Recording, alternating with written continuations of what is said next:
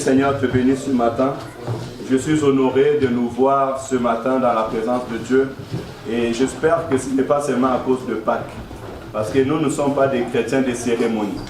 Alléluia. Mais vous êtes à l'église tous les jours. D'ailleurs, vous êtes l'église parce que notre corps est le temple du Saint-Esprit. Amen, amen.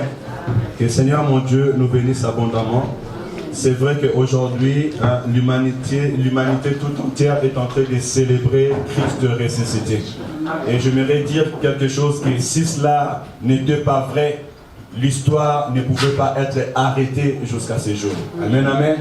Cette histoire, cet événement, je ne dirais même pas cette histoire, mais cet événement s'est arrêté dans les temps. Et chaque année, nous célébrons Jésus-Christ ressuscité d'entre les morts, parce qu'il est réellement ressuscité d'entre les morts. Alléluia. Que le nom de l'Éternel soit glorifié. Aujourd'hui, je vais aller plus loin. Parce que je pense que depuis notre jeunesse jusqu'à ce jour, nous avons entendu parler de Pâques. Nous savons c'est quoi la Pâques, pourquoi la Pâques. Mais je vais, par la grâce de Dieu, aller un peu dans la profondeur. Amen, amen. Parce que depuis ces 3 jours de prière, et aujourd'hui nous sommes le 4e jour, le verset biblique qui a été inspiré, c'est « J'ai reçu où tout pouvoir m'a été donné ». C'était dans Matthieu chapitre 28, je pense bien vers le verset 18, si je ne me trompe pas, ou 17, non 17-18. Jésus-Christ, après être apparu auprès des disciples, il va venir leur dire que tout pouvoir m'a été donné dans le ciel et sur la terre. Alléluia. Et nous essayerons d'en tirer sagesse aujourd'hui. Et aujourd'hui, moi je vais prêcher à l'Esprit de Dieu qui est en nous. Amen, amen. Je vais prêcher à l'Esprit, je vais conseiller à l'Esprit, je vais rappeler à l'Esprit de Dieu qui est en nous. Parce que l'apôtre Paul me dit, si je vis, ce n'est plus moi qui vis, mais c'est Christ qui vit en moi. Alléluia. Parce que souvent, dans cette génération, dans ce monde, nous avons souvent tendance à oublier, ou à nous oublier nous-mêmes. Nous cherchons peut-être des fois, nous oublions réellement qui nous sommes et comment est-ce que l'Esprit de Dieu peut agir dans notre vie. Mais pour tout simplement un résumé, j'aimerais dire ceci. Si nous célébrons la Pâque aujourd'hui, c'est parce que l'Éternel avait dit dans les livres de Exode chapitre 12, si vous avez vos Bibles, vous allez les lire à la maison et je conseille à l'église de les noter. Et que dans Exode chapitre 12, Dieu va dire aux enfants d'Israël que vous allez célébrer cette fête de pain sans levain. Ça sera pour vous un mois spécial. On était dans le mois de Nissan qui est aujourd'hui dans le mois d'avril. Dieu va leur dire que dans le 10e jour, vous allez prendre un agneau que vous allez observer pendant 4 jours. Et même au début de ces mois, vous devez manger le pain sans levain. On ne doit pas trouver de levain dans votre maison. Et la Bible déclare que lorsqu'ils sont arrivés au 14e jour, ils devaient immoler l'agneau et le manger debout, prêt pour partir avec des chaussures aux pieds et le rein serré. Mais l'histoire va nous dire que les enfants d'Israël, lorsqu'ils ont traversé de l'autre côté, chaque année, ils célébraient la fête. Chaque année, ils se rappelaient de ce que Dieu avait fait et comment il les a libérés de la servitude de l'Égypte. J'aimerais dire à quelqu'un, n'oublie jamais d'où Dieu t'a pris. Alléluia. Et si tu as la grâce de retenir dans ton esprit les jours qu'on t'avait invité à Jésus, les jours que tu avais reçu Jésus comme Sauveur et Seigneur, laisse que ces jours soient pour toi un jour de fête. Alléluia. Pourquoi? Parce que toi qui étais mort, moi qui étais mort, le Seigneur nous a ramenés à la vie. Voilà pourquoi la Bible me dit que même dans les ciels, il y a de la joie lorsque une personne vient à Christ. Amen. Mais lorsque le temps est avancé, calmez les enfants s'il vous plaît. Lorsque le temps est avancé, un jour la Bible déclare que Jésus-Christ va venir rassembler ses disciples. Là je suis déjà dans Matthieu chapitre 26. Vous verrez, les disciples vont venir dire à Jésus-Christ, mais maître, voici la Pâque arrive. Où veux-tu que nous allons te préparer la Pâque? Les disciples sont partis préparer la Pâque. Et la Bible déclare que lorsqu'ils étaient assis et réunis, le Seigneur va leur dire que prenez ceci et mon corps. Or, ils voulaient manger ce pain sans levain pour se rappeler ce que Dieu avait fait pour leur père. Mais là, Christ va venir dire que le pain que vous mangez, ce n'est pas le pain que vos pères ont fait, mais c'était mon corps. Il en est de même, il va prendre encore le vin et pouvoir leur donner en leur disant, prenez ceci et mon sang, le sang de la nouvelle alliance. Or, Israël ne devait pas boire du sang parce que c'était interdit de manger même le pain avec le sang. Voilà pourquoi je voudrais dire à quelqu'un, lorsque Dieu veut faire dans ta vie, il est le suprême. Il n'y a que dans la supériorité ou bien il n'y a que ceux qui font la loi qui peuvent abréger la loi. Il y a seulement ceux qui font la loi qui peuvent renouveler la loi. Voilà pourquoi vous verrez que dans les institutions, lorsqu'on veut changer une loi, on passe toujours dans les institutions pour les changer. Nous sommes arrivés maintenant dans la nouvelle alliance. Et la nouvelle alliance me dit que Christ, en donnant sa vie, il est devenu notre Pâque. Ainsi vous verrez, l'apôtre Paul dit dans le livre de 1 Corinthiens chapitre 5 verset 7, je pense qu'on aura le temps de le lire, et que Christ, notre Pâque, a été immolé. C'est ce qui fait aujourd'hui, nous ne fêtons plus la Pâque comme Israël l'a fêté, mais nous fêtons le sacrifice suprême de Christ à la croix, la vie qu'il a donnée pour nous, et nous faisons sa mort et sa résurrection. Mais il y a quelque chose que j'aimerais pouvoir noter à cet instant, et la chose que j'aimerais pouvoir noter est celle-ci. Jésus-Christ, avant d'être immolé, il est passé par la Pâque. Donc ça veut dire qu'il a vécu la Sainte Seine et après il était immolé. Il a mangé cette Pâque-là. Les temps que nous fêtons aujourd'hui, c'est vrai, Dieu avait dit les 15e jours. Mais aujourd'hui, quand nous les fêtons spirituellement. Alléluia. Parce que c'est vrai, les vendredis c'était les 15 et on commence souvent à préparer ces choses à partir du 15 jusqu'au dimanche Christ est ressuscité. Mais en proprement dit, la Pâque elle-même, quand Christ était mort, la Pâque était déjà passée. Alors nous aujourd'hui, nous fêtons spirituellement parce que nous avons compris ce qu'Israël était en train de fêter dans la chair, nous les fêtons en esprit. Et laisse que le Seigneur nous bénisse en ce moment dans le nom de Jésus. Mais maintenant, ce que le Seigneur m'a donné à cœur de nous partager, recule un peu s'il te plaît. Ce que le Seigneur m'a donné à cœur de nous partager, c'est tout pouvoir. Alléluia. Et dans ce tout pouvoir, nous allons rappeler à notre esprit, parce que beaucoup des hommes, nous tous, nous sommes là, nous voulons la réussite. Nous voulons le pouvoir. L'homme aime le pouvoir. L'homme aime l'autorité. L'homme aime la réussite. Quand je parle de tout pouvoir, c'est que je sois capable d'avoir la solution lorsque j'en ai besoin. Amen, amen. Quand on me donne le pouvoir, on me donne la capacité de faire. Alléluia. Parce que c'est celui qui a tout pouvoir, cette personne a la capacité de faire. Mais je m'aimerais rappeler à mon esprit aujourd'hui, je m'aimerais rappeler à l'esprit d'une personne aujourd'hui, et que le pouvoir ne s'arrache pas comme ça, comme de l'arachide. Alléluia. On ne reçoit pas le pouvoir directement comme ça. Parce que c'est un monde spirituel et le monde spirituel a ses principes. Alléluia. Voilà pourquoi nous allons entrer dans la profondeur et chercher à comprendre comment est-ce que Christ, notre roi, va venir dire à ses disciples, j'ai reçu tout pouvoir. Ici, je ne parle pas du pouvoir, mais je parle de tout pouvoir. Parce que le pouvoir, tu l'as. Christ sur la terre, le Père l'avait béni. Il ressuscitait des morts. Il chassait des démons. Il avait le pouvoir en lui. Il avait la plénitude de Dieu en lui. Et vous verrez même, il y a des versets bibliques qui vont nous dire que Dieu avait tout donné au Fils. Mais d'où vient-il? Il vient encore dire à ses disciples, tout pouvoir m'a été donné. Amen, amen. Et laisse que ces paroles soient sûres pour les leaders au nom de Jésus, les chefs de département, tu es serviteur, tu es servant de Dieu. Laisse que ces paroles viennent encore à nous rappeler le bienfait de l'Éternel, notre Dieu. Et je prie à l'Éternel de tenir avec moi ces micros et de m'amener dans la pensée qui m'a mis dans le cœur. Est-ce qu'on peut avancer? Je pense que j'ai déjà fait l'introduction en disant Christ, notre Pâque, a été immolé. Amen, amen. Donc nous allons parler de Christ. Nous allons voir ce que Christ a fait dans notre vie. Et je vais inviter l'Église à ouvrir la parole de Dieu. Tu peux avancer. À ouvrir la parole de Dieu dans Matthieu chapitre 28. Nous allons les lire, peut-être on l'a déjà projeté, mais j'appelle l'Église à s'élever pour honorer la parole du Seigneur. Matthieu chapitre 28, verset 17 à verset 18. Je lis la parole au nom du Seigneur Jésus-Christ. Quand ils les virent, ils se prosternèrent devant lui. Mais quelques-uns eurent des doutes.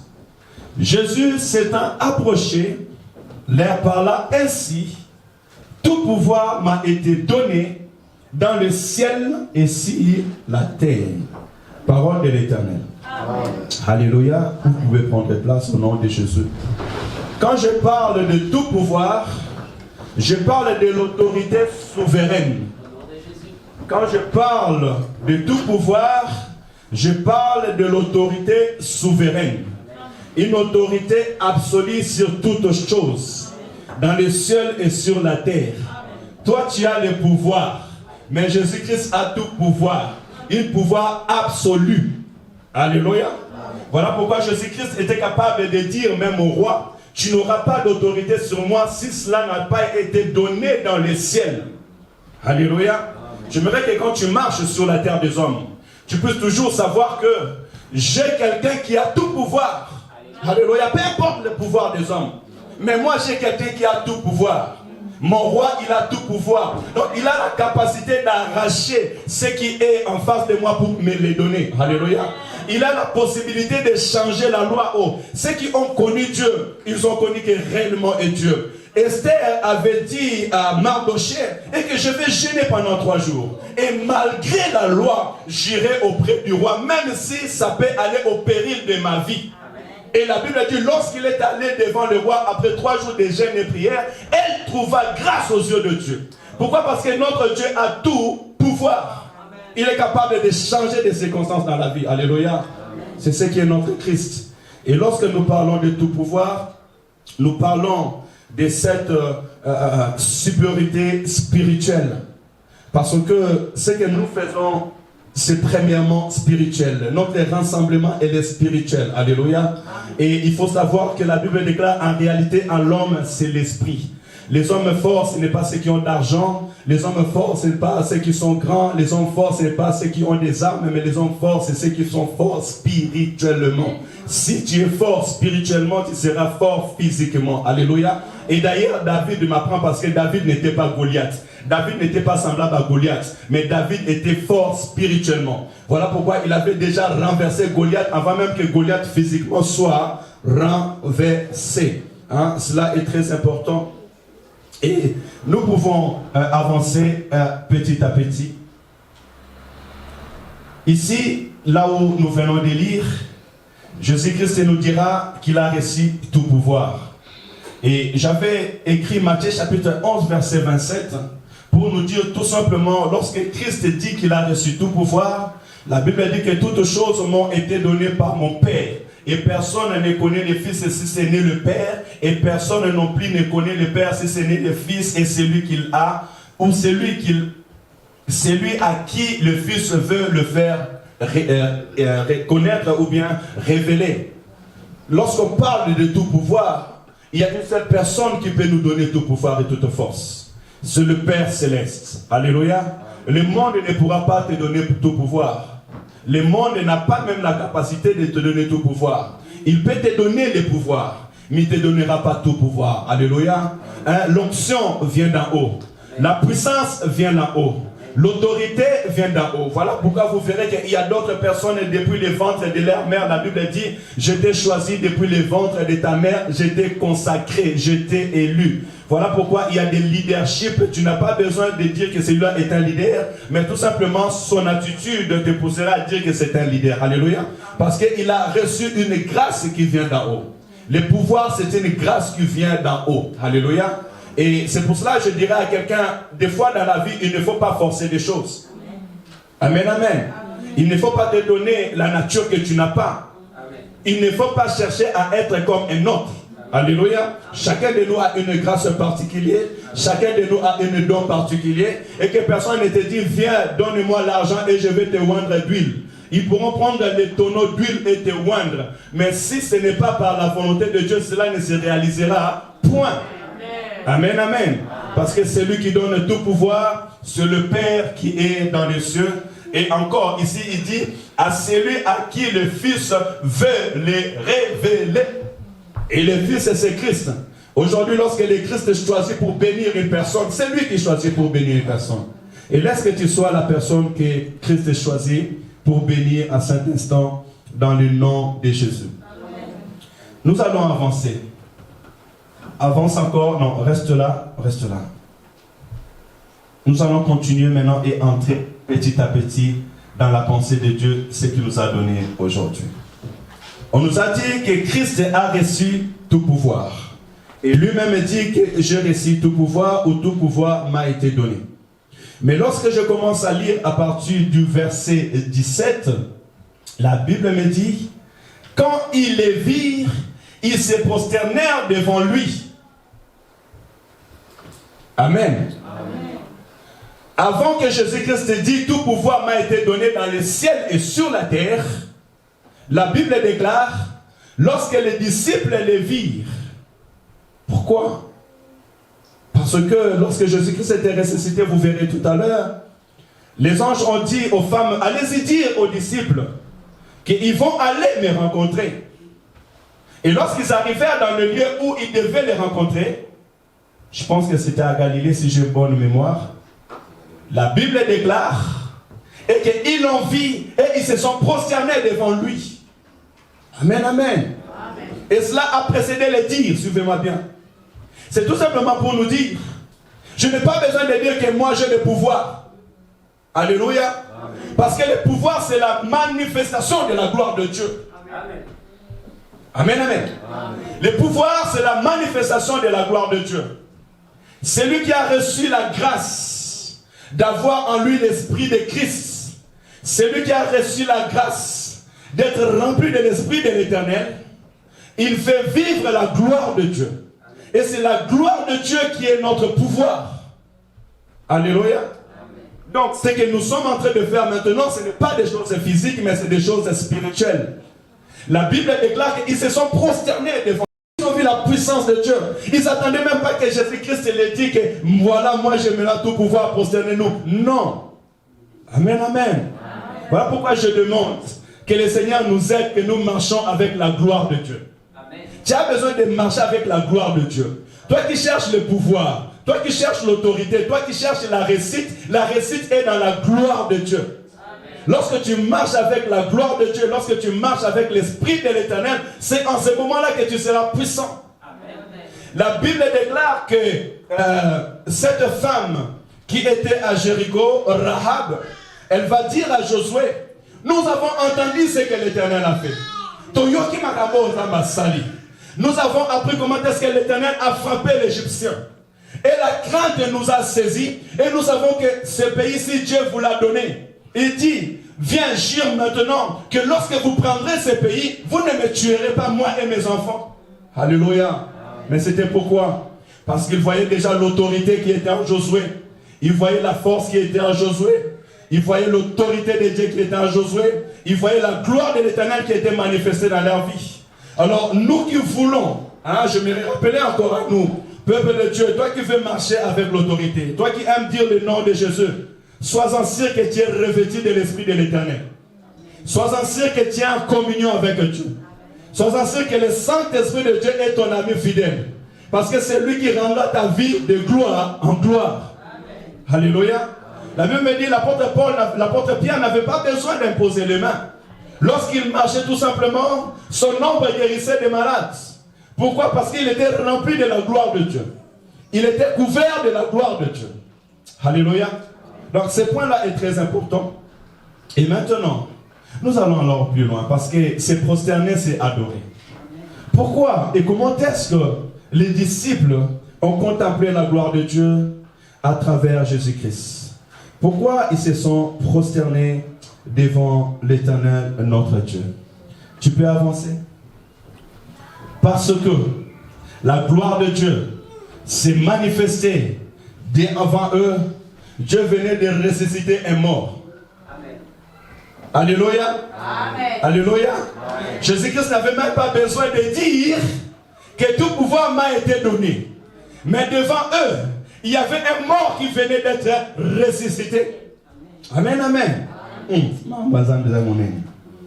Il y avait un mort qui venait d'être ressuscité. Celui qu'on avait immolé, celui qu'on avait percé ses côtes, celui qu'on avait percé le main, celui qui disait que je vais mourir et je reviendrai à la vie.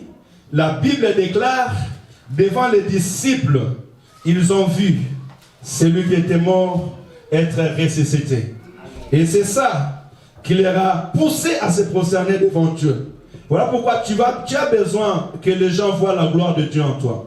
Et la gloire de Dieu que les gens vont voir en toi, c'est ça qui va leur pousser à dire que certainement cette personne-là, il est revêtu de la gloire de Dieu. L'Esprit m'amène devant les Jourdains.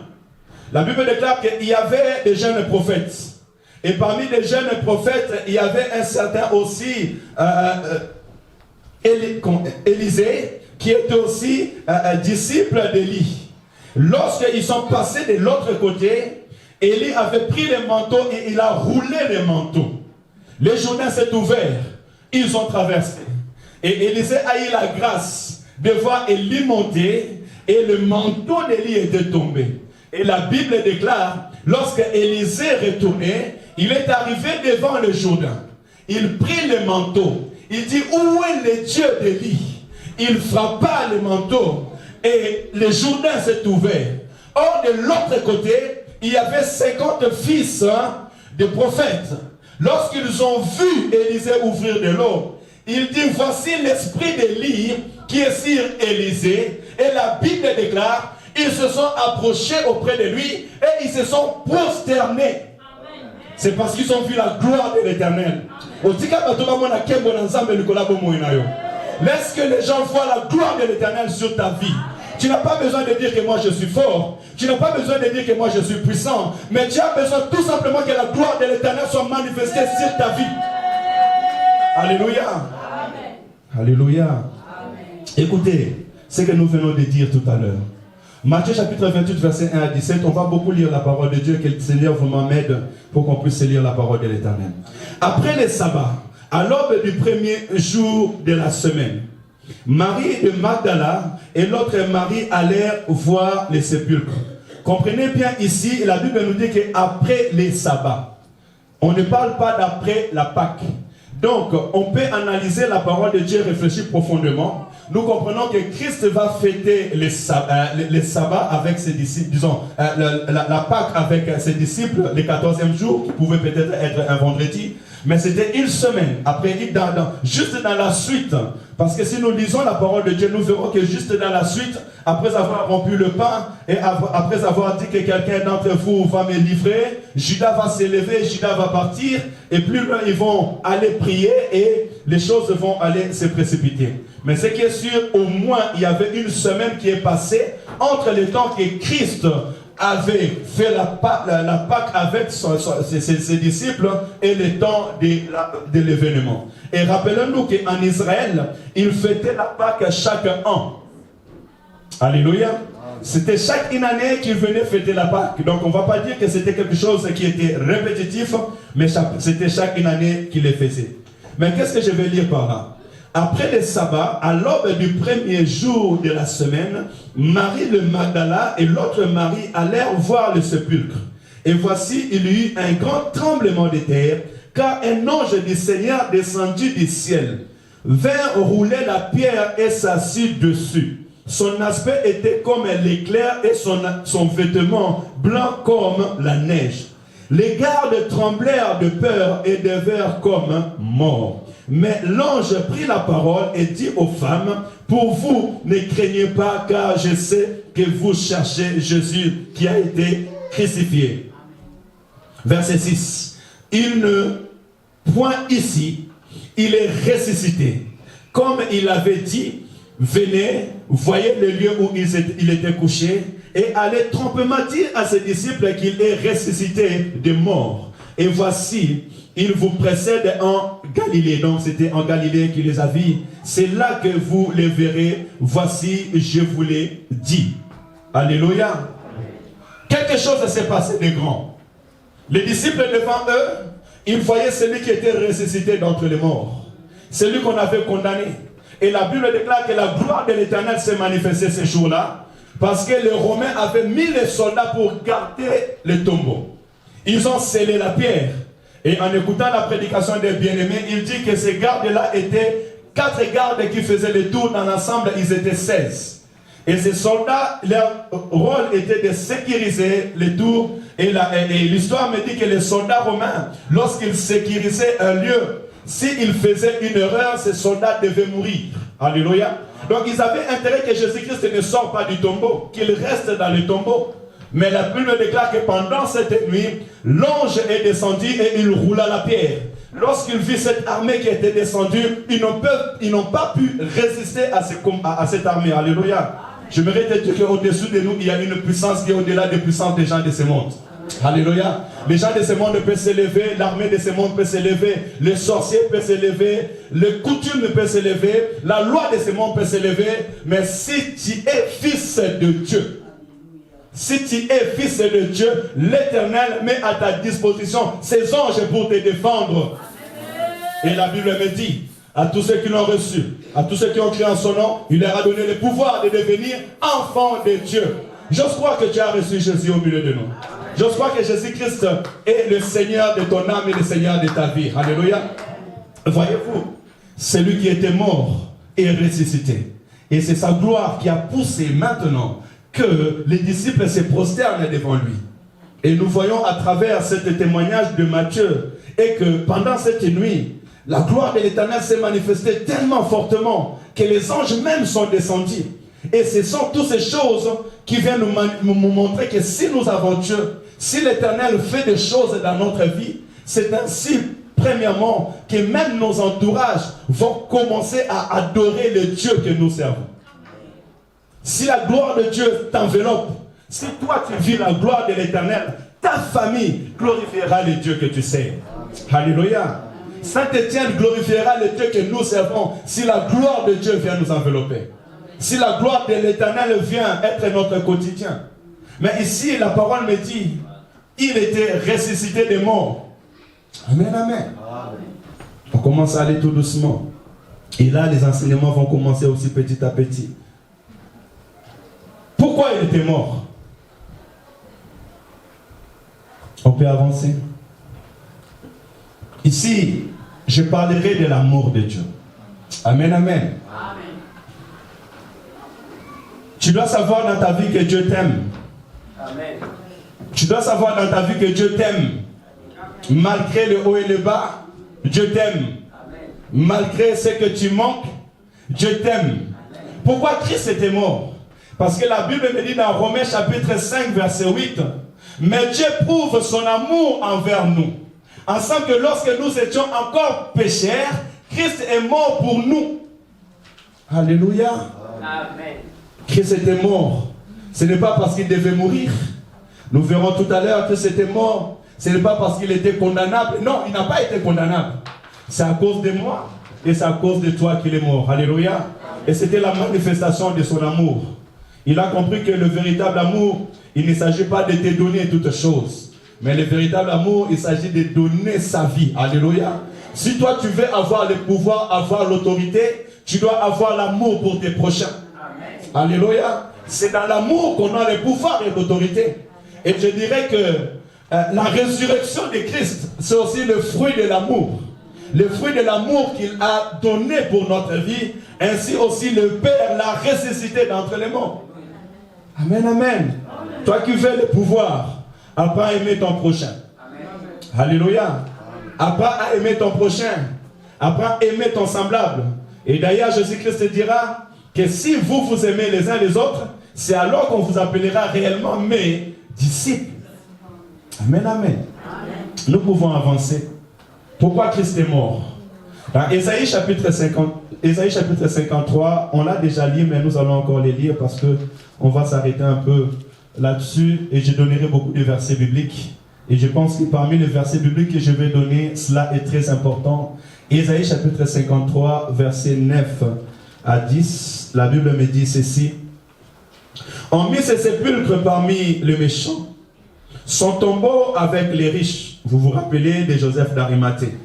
Et j'aimerais dire à travers ces paroles, si Christ est mort, c'est parce que la prophétie devait être accomplie.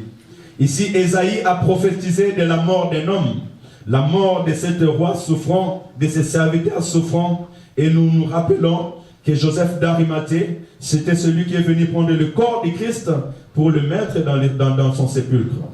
Quoiqu'il n'a point commis les violences et qu'il n'y a point eu de fraude dans sa bouche, il a plu à l'Éternel de le briser par la souffrance. Après avoir livré sa vie en sacrifice pour les péchés, il verra une postérité et prolongera ses jours. Je vais m'arrêter là parce que je reviendrai encore dans cette verset tout à l'heure.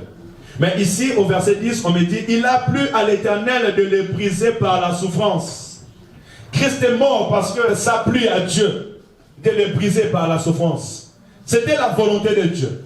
Avant qu'il entre dans la gloire et qu'il dit que j'ai reçu tout pouvoir, il a pris à l'Éternel de le briser par la souffrance. Voilà pourquoi je vais parler à l'Esprit de Dieu qui est en toi. Et tout à l'heure, je vais parler à l'Esprit de Christ qui est en toi. Nous qui sommes enfants de Dieu, nous qui sommes prétendants à vivre la gloire de Dieu, sachez que la volonté de Dieu, des fois, ça passe aussi par la souffrance. Alléluia. Tu ne peux pas prétendre avoir tout pouvoir. Regardez aujourd'hui, Macron et Le Pen, pourquoi ils se battent? Pourquoi ils cherchent des moyens? D'autres sont partis même prendre des dettes, ils ne savent pas comment les rembourser. Pourquoi? Parce qu'ils voulaient avoir le pouvoir. Alléluia.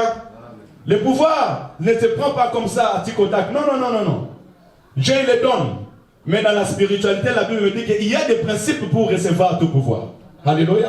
Voilà pourquoi que le Seigneur nous aide à apprendre ces choses. La Bible dit il a plu à l'Éternel. Donc c'était la volonté de Dieu que Christ passe à la souffrance. C'était la volonté de Dieu que Christ passe à la souffrance afin d'avoir toute autorité et tout pouvoir dans le ciel et sur la terre. Mais toi, tu veux avoir l'autorité, tu veux avoir les puissances, mais tu ne veux pas les sacrifices. C'est ça, ce que nous sommes aujourd'hui. Nous, on ne veut pas la volonté de Dieu. On ne veut pas faire la volonté de Dieu. On ne veut pas accepter la volonté de Dieu parce que c'est Dieu. Même Christ dans la chair, il a dit, Père, s'il te plaît, éloigne de moi cette coupe. Mais toutefois, non pas ma volonté, mais ta volonté. Alléluia. Parce qu'il savait dans l'Écriture qu'il était écrit pour lui qu'il a plu à l'Éternel, qu'il puisse lui briser et passer par la souffrance. C'est encore la volonté de Dieu que Christ est mort sur la croix. Ce n'est pas par ta volonté, mais c'est par la volonté de Dieu. On peut avancer. J'ai énuméré 3 versets bibliques. Je n'ai pas eu le temps de l'écrire, mais nous allons les lire et puis je vais passer directement, je chercher trop à l'expliquer. Matthieu chapitre 1, verset 21. Nous allons voir pourquoi Christ est mort. Et petit à petit, nous allons entrer dans cette profondeur. Vous pouvez les noter. Ça aussi, c'est l'écriture et la prophétie. Ça nous pousse aussi à comprendre l'exactitude de la volonté de Dieu. Matthieu chapitre 1, verset 21. Et comprenez que la volonté de Dieu aussi est difficile. Toi qui es prétendu à la grandeur, et quand tu vois que tu pars dans les temps difficiles, laisse que cette parole vienne te fortifier. La Bible déclare de Matthieu chapitre 1, verset 21, la Bible dit, « Elle enfantera un fils, et tu lui donneras le nom de Jésus, et c'est lui qui sauvera son peuple de ses péchés. » Alléluia. Donc la volonté de Dieu est que Christ vienne nous sauver de nos péchés. Voilà pourquoi Christ devait mourir à la croix. Alléluia. La souffrance qu'il devait subir, c'était pour toi et c'était aussi pour moi. Pourquoi il devait nous sauver de nos péchés? Nous entendons tout doucement. Pourquoi Christ devait nous sauver de nos péchés? Dans Romains chapitre 6, verset 23, les lecteurs de la Bible, ceux qui ont fait les affermissements, vous pouvez dire ça même sans ouvrir la Bible. Romains chapitre 6, verset 23, la Bible me dit ceci. Car le salaire du péché, c'est la mort. Mais le don gratuit de Dieu, c'est la vie éternelle en Jésus-Christ notre Seigneur. Alléluia. L'amour de Dieu a été manifesté à la croix pour nous, tout simplement parce que nous étions tous condamnables à la mort. Alléluia. Et vous verrez plus loin dans Romains, par exemple, le chapitre 3, verset 23, la Bible dit, car tous sont péchés et sont privés de la gloire de Dieu. Amen. Alléluia. Amen. Nous étions privés de la gloire de Dieu.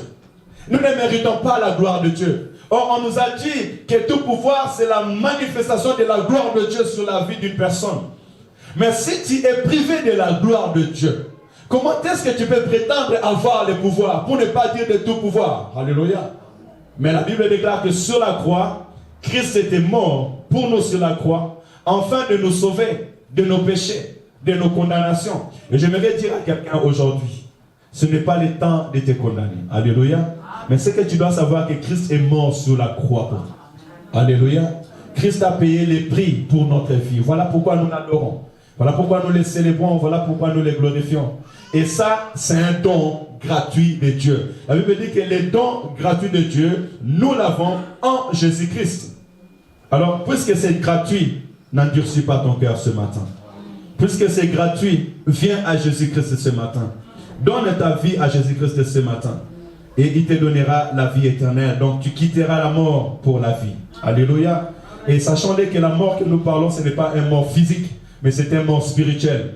Parce que ici, c'est cette terre des hommes, nous marchons avec des morts. Tu marches avec quelqu'un, tu parles avec lui, tu manges avec lui, mais c'est un mort. Tu sais pourquoi c'était mort? Parce que Jésus-Christ avait dit à son disciple, ou bien à celui qui disait, mais Père, permets-moi d'aller enterrer d'abord mon Père et revenir. Jésus-Christ lui a dit, laissez les morts aller enterrer leurs morts, mais toi, suis-moi. Et depuis que j'ai compris cette parole, je dis, ah, donc en réalité, quand je marche à côté de moi, il y a des morts. Moi, je vois qu'il marche, il bouge, il parle. Un mort est capable d'aller enterrer un mort. Or, ces morts-là, ce sont des morts spirituelles.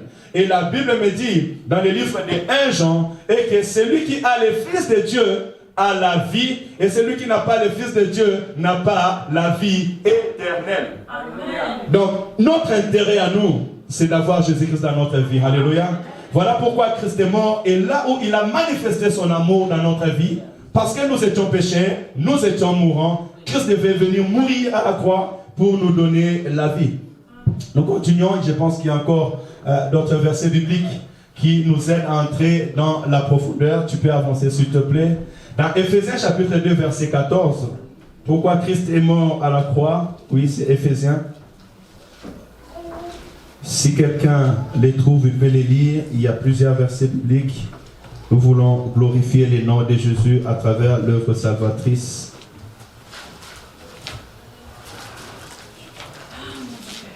Éphésiens chapitre 2,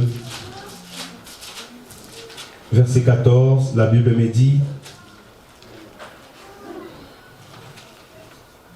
car il est notre paix, lui qui de deux n'en a fait qu'un, et qu'il a renversé le mur de séparation, l'inimitié. Alléluia. Sur la croix, Christ est mort pour renverser le mur de séparation. Parce qu'en réalité, nous étions séparés de Dieu. Et le péché construit une mur de séparation entre nous et Dieu. Lui qui est omnipotent et omniprésent. Comme on vient dire, il vient entrer dans le jardin d'Éden. Et il dit, Adam, Adam, où es-tu? Est-ce qu'il n'était pas capable de voir Adam? Non. Il me dit encore, ma main n'est pas trop courte pour vous bénir. Mes yeux ne sont pas aveuglés pour vous voir. Alléluia. Ni mes oreilles ne sont pas sourds pour vous attendre. Mur de séparation. Voilà pourquoi la Bible me dit, lorsqu'il était sur la croix et il a rendu l'âme, la voile qui était dans le lieu saint s'est déchirée en deux. Parce que l'homme ne pouvait pas entrer dans le lieu très saint. C'était réservé seulement aux sacrificateurs et on devait les tirer au sort. Et pour les tirer au sort, pour entrer, si c'était ton tour d'être tiré au sort, tu devais réellement, étant souverain sacrificateur, te sanctifier toi-même. Parce qu'on te mettait une corde au pied et tu entrais, et de temps en temps, on les tirait pour savoir si tu es vivant ou tu es mort. Mais la Bible déclare, en ces jours-là, la voile s'est déchirée. Ça veut dire que ceux qui étaient dans le lieu très saint, ils pouvaient avoir accès et voir, pardon, dans les lieux saints, voir ce qui est dans les lieux très saints. Christ donc a renversé le mur. Christ a enlevé la séparation qui était entre nous et Dieu. Alléluia. Voilà pourquoi aux affermissements on dit que Jésus-Christ est la solution à tous ces problèmes. C'est lui qui nous amène de la mort à la vie. C'est lui qui enlève la séparation qui est entre nous et le Père. Et sur la croix, Christ nous a frayé un chemin afin que nous puissions aller rencontrer le Père. Alléluia. Oh, est-ce qu'on peut acclamer pour Jésus-Christ? Nous sommes en train de décortiquer l'œuvre de la croix. Dans Colossiens chapitre 2 verset 14, la Bible me dit, là je suis en train de parler pourquoi Christ est mort, hein? J'espère que nous les notons. Pourquoi Christ est mort, c'était pour faire toutes ces choses. De Colossiens chapitre 2 verset 14, je pense que les affermis les savent déjà à cœur. Et si tu l'as trouvé, tu peux nous aider. Je vais la lire. Amen. Je lis la parole du Seigneur. Amen. Colossiens chapitre 2 verset 14, la Bible dit, en ayant effacé l'obligation qui était contre nous, laquelle consistait en des ordonnances et nous était contraire, et laquelle il a entièrement abolie, l'ayant attaché à la croix. Alléluia. Dans une autre version, on me dit, il a effacé l'acte. Il a effacé l'acte dont les ordonnances nous condamnaient et qui subsistait contre nous. Il a éliminé en le clouant à la croix. Alléluia. Tu as vu Jésus-Christ cloué à la croix, or que Dieu a cloué tes péchés à la croix.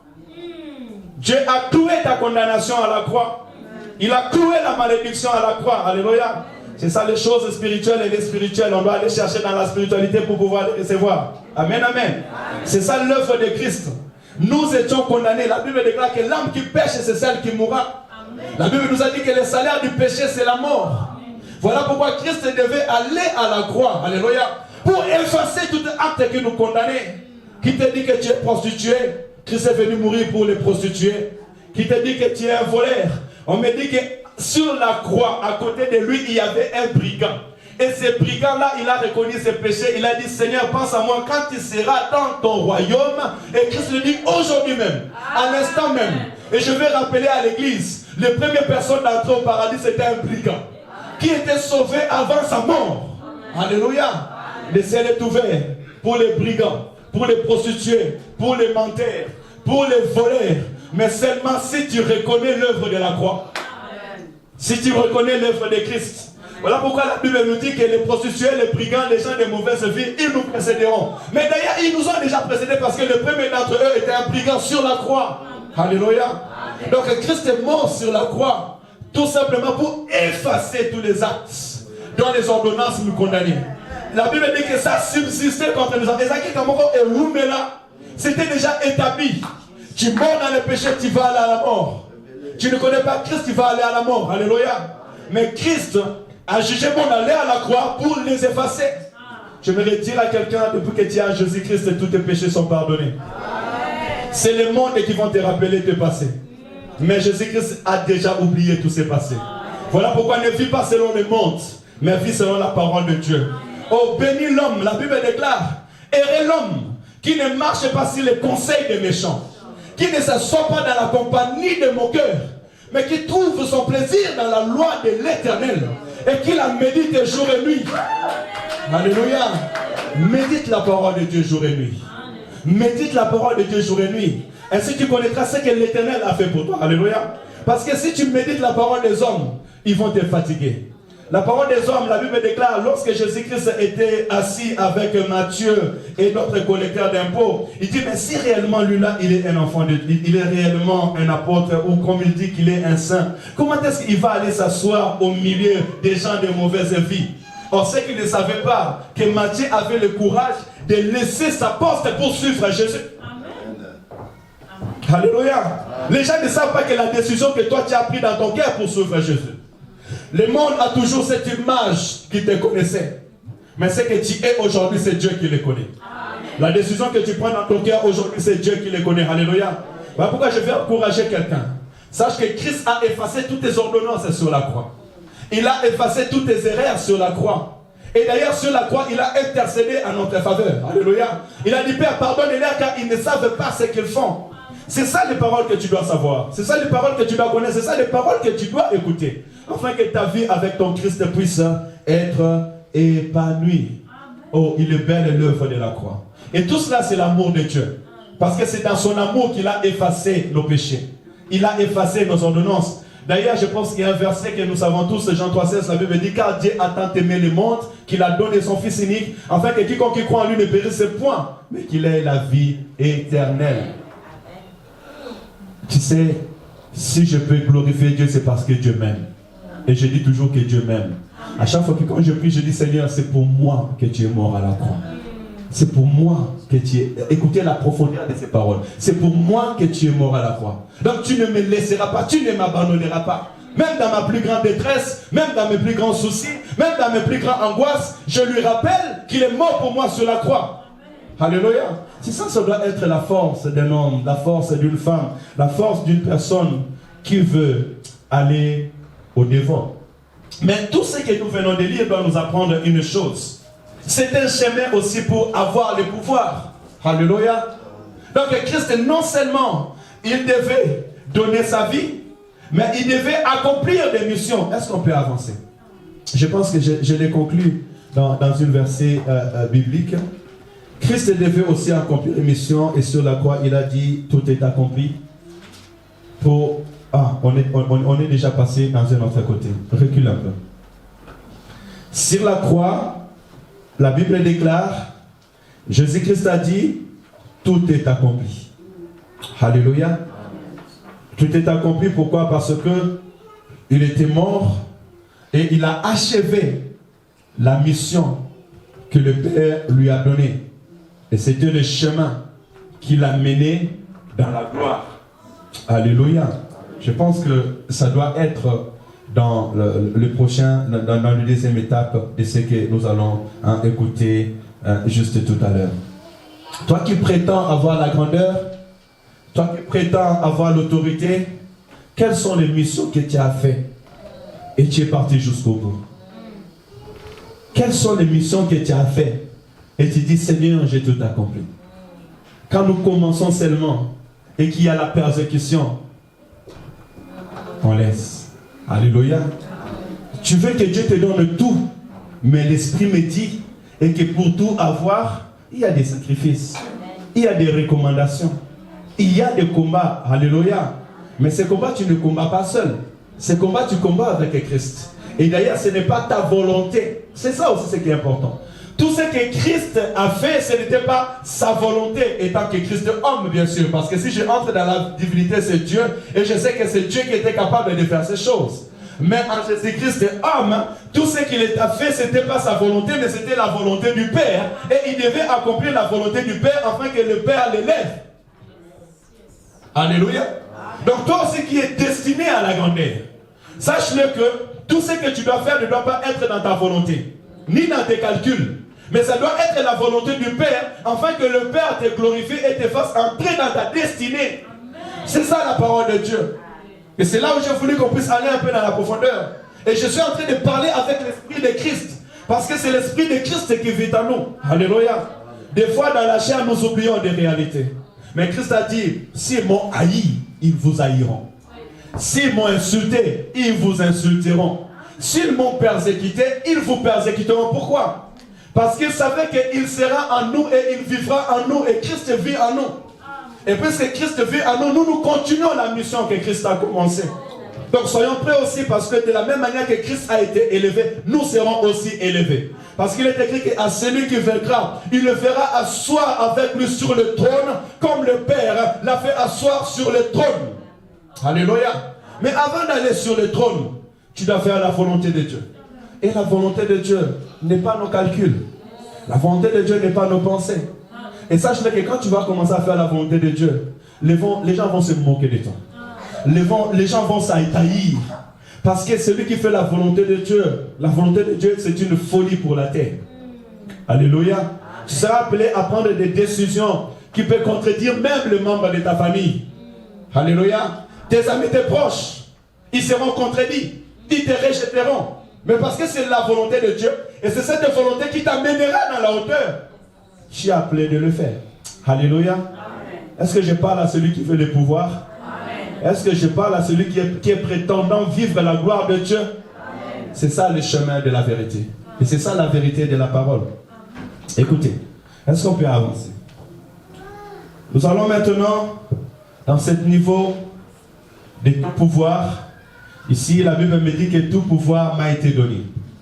Et comme j'ai écrit, le pouvoir a un prix à payer. Je ne sais pas si j'ai écrit un bon français, mais je pense que j'ai déjà un erreur là, parce que le pouvoir a, c'est un verbe avoir, a un prix. Je n'avais pas besoin de faire les virgules. Mais comprenez-moi, je suis professeur de français. Mais j'ai quand même les yeux pour les reconnaître. Ça, je bénis l'Éternel. Le pouvoir a un prix à payer. Alléluia. On peut se féliciter Christ ressuscité d'entre les morts, mais Christ a fait sa part. Aujourd'hui, quelle est ta part? Amen, amen. C'est là où le Seigneur veut nous amener. Lui, il a fait sa part. Il a accompli. Et maintenant, il attend de toi aussi de faire ta part pour sortir victorieux. Alléluia. Je pense que l'homme de Dieu nous avait dit ces versets parce que lorsque j'étais en train de les lire pendant la nuit, et je me suis rappelé que l'homme de Dieu nous a parlé ces choses. Mais j'aimerais tout simplement que tu puisses savoir que le pouvoir a un prix à payer. Si tu es appelé dans la grandeur, sache-le qu'il y a un prix à payer. Alléluia, il y a un prix à payer. Donc si tu pensais que Seigneur, je vais... Parce qu'il y a des gens qui aiment conditionner Dieu. Hein? Dieu, si tu veux que je fasse ça, tu dois d'abord me faire ça. Non. Non, tu peux même conditionner Dieu. Mais qui es-tu pour conditionner Dieu? Qui sommes-nous pour conditionner Dieu? La Bible déclare et qu'il y avait un homme qui a ramassé tous les bonheurs du monde. Il a ramassé de l'argent, il a ramassé de l'or. Et il a dit, maintenant mon âme repose-toi. Réjouis-toi de tout ce que tu as eu. Mange et bois. Et Christ dit, insensé, aujourd'hui même je recommanderai ton âme. Qu'est-ce que tu feras avec tout ce que tu as gagné? Alléluia. Amen. Tu peux gagner tout le monde. Mais quand tu conditionnes Dieu, tu fais une erreur parce qu'il est le maître de ton âme et de ton esprit. C'est lui qui est capable de prolonger tes jours. Alléluia. Voilà pourquoi nous sommes appelés, tout simplement, avec toute humilité, à rester au pied du maître de la vie. Écoutez ce que l'apôtre Paul nous parle au livre de Philippiens chapitre 2, versets 8, 9 et 10. C'est ce que j'ai noté. La parole me dit ceci. Il s'est humilié lui-même, se rendant obéissant jusqu'à la mort, même jusqu'à la mort de la croix. C'est pourquoi aussi Dieu l'a... Lisez ça avec moi s'il vous plaît. Verset 9. C'est pourquoi Dieu l'a souverainement élevé. Il a donné le nom qui est au-dessus de tous les noms, afin qu'au nom de Jésus, tout genou fléchisse, dans les cieux, sur la terre et sous la terre. Alléluia. Amen. Il s'est humilié. Il s'est rendu obéissant jusqu'à la mort. C'est pour cela que Dieu l'a aussi élevé. Alléluia. Amen. Le prix à payer pour l'élévation, premièrement, c'est l'humilité. Tu dois apprendre à t'humilier pour que tu sois élevé. Amen. Alléluia. Est-ce que nous avons l'humiliation? Nous nous humilions? Ou nous sommes déjà grands? Quand tu dis à Dieu, Seigneur, si toi tu ne me bénis pas, je ne ferai pas ça. Mais tu es grand ou tu es petit devant Dieu? Tu t'humilies à la volonté de Dieu ou tu veux que Dieu fasse ta volonté? Et quelle est ta volonté devant la volonté de Dieu? N'as-tu pas appris l'histoire de Jonas? Jonas ne voulait pas aller à Ninive. Et Dieu est parti les chercher dans la bouche des poissons. Et il est parti les jeter à Ninive. Pour nous dire qu'il est le maître des temps et des circonstances. Et l'humanité tout entière, la nature tout entière est sous l'obéissance à la volonté de Dieu suprême. Alléluia. Amen. Donc Christ s'est humilié. Le premier prix à payer, apprenons à nous humilier devant Dieu. À rester obéissant. Alléluia. Et c'est ça le moyen de notre élévation. Et je suis en train de voir la parole qui me dit, Dieu résiste aux orgueilleux, mais il fait grâce aux humbles. Amen, amen. Donc l'un des prix à payer, c'est l'humilité. Et l'humilité consiste à obéir même quand c'est difficile. Même quand il faut patienter. Alléluia. Même quand il faut patienter, apprends à patienter. Parce que la volonté de Dieu, elle est toujours parfaite. Elle n'est pas imparfaite. Dieu, tout ce qu'il fait, il est parfait. Et il faut savoir que la perfection de Dieu est l'imperfection du monde. Alléluia. Parce que nous voyons toujours au contraire de ce que Dieu fait. Alléluia. Et laisse que le Seigneur nous bénisse à travers sa parole. Est-ce qu'on peut avancer? Le pouvoir a un prix. Luc chapitre 22, verset 42. Qu'est-ce que j'ai noté? Ça revient au même, c'est bien de les retenir. Ce sont deux versets quand même à retenir. Peut-être ça va parler à l'esprit d'une personne parce que la parole de Dieu parle plus que la parole des hommes. Et j'encouragerai une personne qui est appelée à la grandeur. Quand tu parles, parle selon la parole de Dieu. Ne parle pas selon ta sagesse. Il ne faut pas faire montrer aux gens que toi tu connais, mais plutôt parle selon la parole de Dieu parce que c'est la parole de Dieu qui va toucher les cœurs. Alléluia. La Bible déclare que c'est une épée à double tranchante, capable d'aller séparer l'âme et l'esprit. Luc chapitre 2, verset 42, la Bible me dit ceci. Père, si tu voulais éloigner de moi cette coupe, toutefois, que ma volonté ne s'efface pas, mais la sienne. Quelqu'un, il a une autre version? Il peut le lire? Luc chapitre 22, verset 42. 42, Luc 22, 42, dans ma version, la Bible me dit, disant, Père, si tu voulais transporter cette coupe loin de moi, toutefois que ma volonté ne soit point faite, mais la tienne. Parole du Seigneur. Amen, amen. Amen. Le prix à payer pour avoir le pouvoir, c'est s'oublier soi-même et faire la volonté de Dieu. Combien d'entre nous sont capables de s'oublier lui-même et faire la volonté de Dieu? Amen. Amen. Es-tu prêt à t'oublier toi-même et faire la volonté de Dieu? Tu vois la souffrance, tu vois les difficultés, tu ne vois pas l'issue, mais Dieu dit patience, Dieu dit attends, je te visiterai. Mais est-ce que tu es capable de patienter? Est-ce que tu es capable d'attendre? Alléluia. Apprenons à faire la volonté de Dieu et non pas notre volonté. Cela est très important et c'est vraiment décisif pour un enfant de Dieu, pour tout celui qui veut aller à la grandeur. Alléluia. Je sais que la parole de Dieu, elle est puissante, elle est forte. On peut les lire à une seconde, mais elle est forte, elle est puissante. Parce que nous, étant qu'hommes, on a vraiment des fois des difficultés à accepter. Accepter la réalité. Accepter ce que le Seigneur nous propose. Accepter ce que le Seigneur nous montre. Et notre chair vient s'opposer à la volonté de Dieu. Alléluia. Mais la Bible déclare que Christ a régné en soi-même pour pouvoir accepter la volonté du Père. Amen, amen. Apprenons aussi des fois à enlever notre moi, notre soi, notre personne. Et c'est celui-là qui est appelé à la grandeur.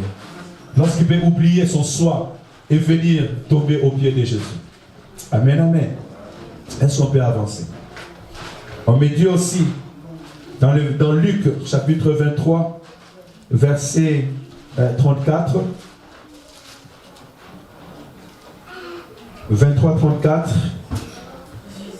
je pense que j'avais introduit cela et je m'en vais petit à petit pour chuter.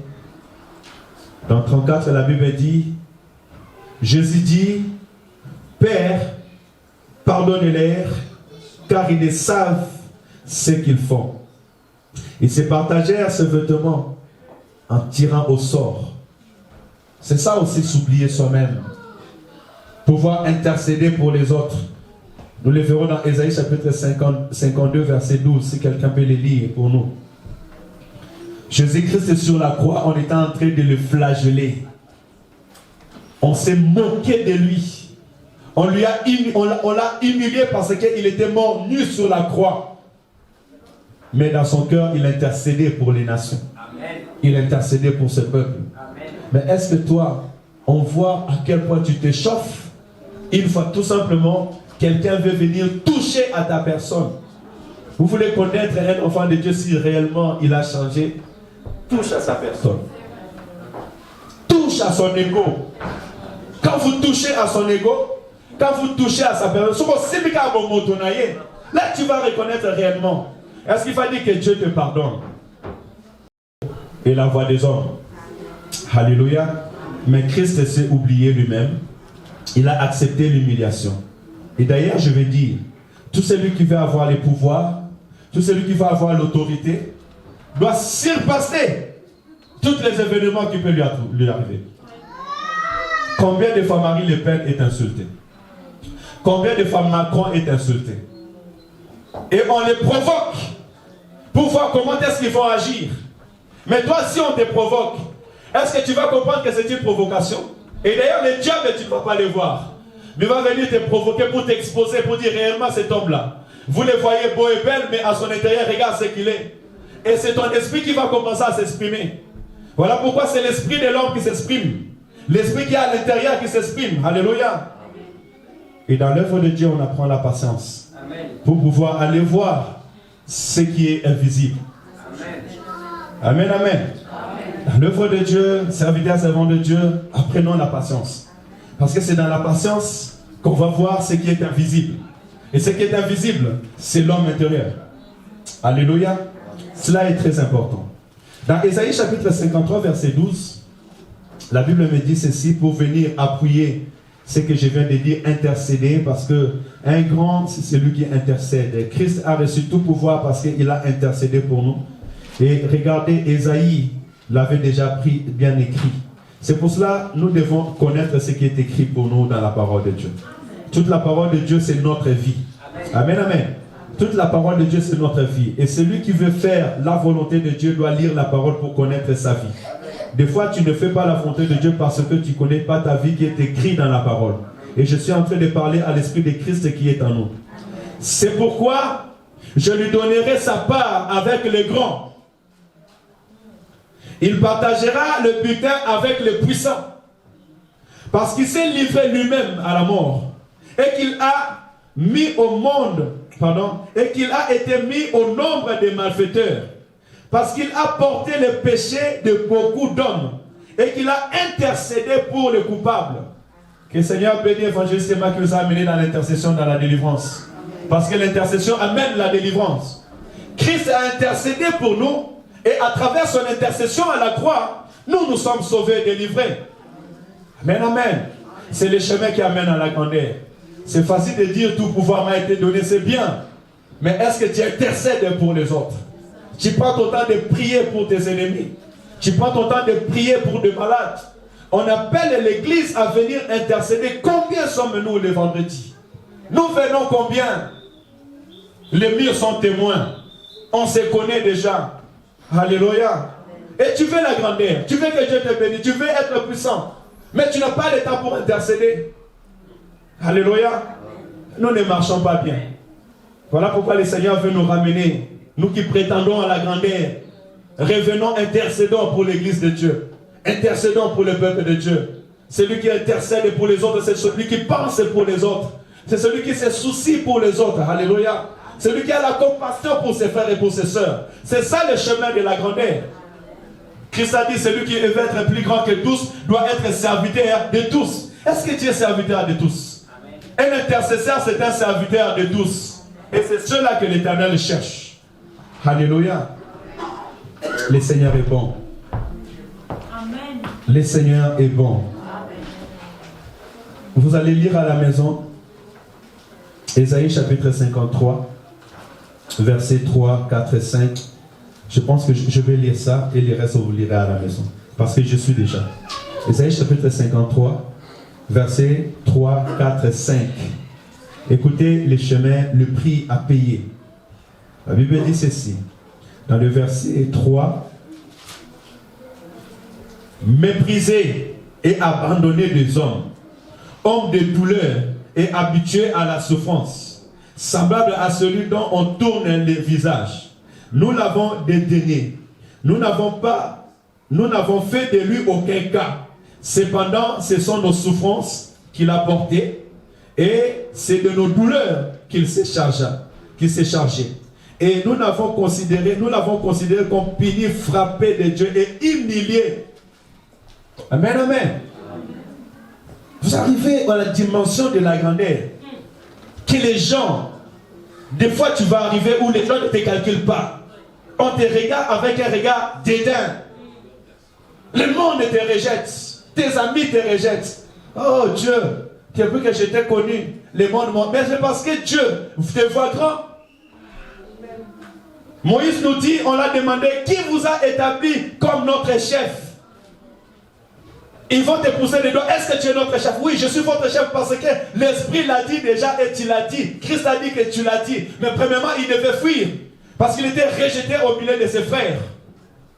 Or, en lui était déjà la grandeur. Il était appelé à être un homme grand.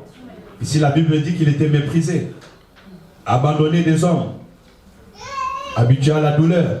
Alléluia. Mais sa vie ne s'est pas arrêtée à la douleur. Il a entré dans la prospérité. Mais pendant un temps, il devait vivre la douleur. Et toi qui es appelé à la grandeur, quand tu vis la douleur, ne lâche pas prise. Continue à faire la volonté de Dieu. N'abandonne pas. Alléluia. Parce que c'est le chemin de la grandeur. Et ça, c'est l'Esprit qui le dit. C'est l'Esprit qui le dit. Et j'espère que la parole de Dieu vient encourager une personne encore aujourd'hui dans le nom de Jésus.